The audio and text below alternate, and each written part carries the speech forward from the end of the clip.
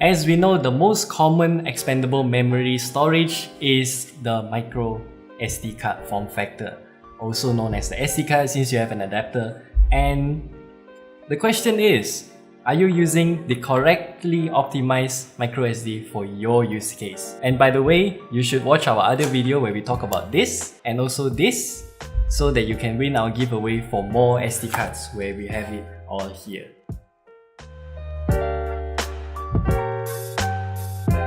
The SD card that we have here today is from TEAMGROUP. This is from their Dash series of microSD cards. As you can see here, their highlight is for dash cams, which is meant for 1080p 30 fps, around that range.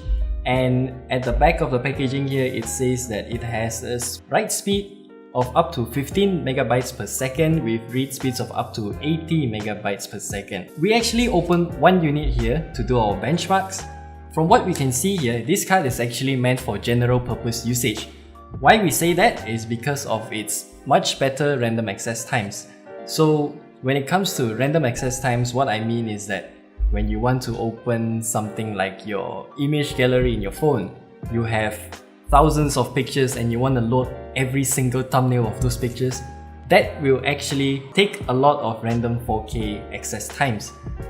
If a microSD card is optimized for that use case, then yes, it will be very quick and you can load all of those little thumbnails very quickly. Same goes to game files, by the way, which is very common in Android phones like this one. The Galaxy S9 also has microSD card slot. So the best use case, if you're going to use it for pictures, music and everything else, the Dash card is the one to go. So the main limitations when it comes to this type of SD card, which is meant for, again, general purpose, at the back here, TEAMGROUP actually listed that it's only meant for up to 1080p at 30 frames per second of video recording. That's because the sequential write speed is only at about 15 megabytes per second.